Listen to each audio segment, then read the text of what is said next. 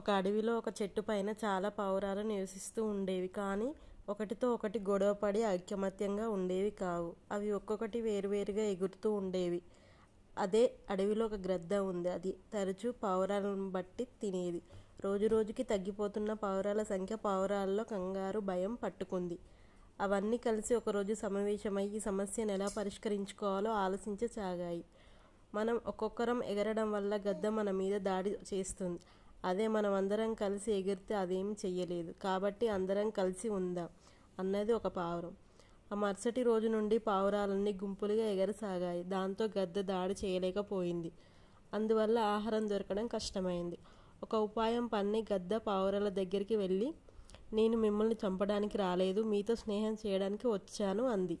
ముందు పావురాలు నమ్మకపోయినా 2 రోజులు గద్ద తమపై దాడి చేయడానికి ప్రయత్నించకపోవడం చూసి అవి నమ్మాయి. 3వ రోజు ఆ గద్ద పావురాల దగ్గరికి వచ్చి, మీ గుంపుని చూస్తుంటే ముచ్చటేస్తుంది, కానీ మీకు నాయకుడు అవసరం.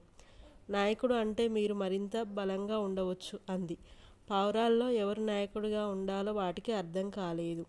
అంతలో గద్ద, మీకు అభ్యంతరం లేకపోతే నేను మీ నాయకునిగా ఉంటాను అంది. అలాగే అన్నాయి పావురాలు. అయితే నాయకుడైన నాకు రోజున సదుపాయాలు మీరే చూసుకోవాలి. కాబట్టి రోజుకో పావురం నాకు ఆహారంగా రావాలి అంది గద్ద.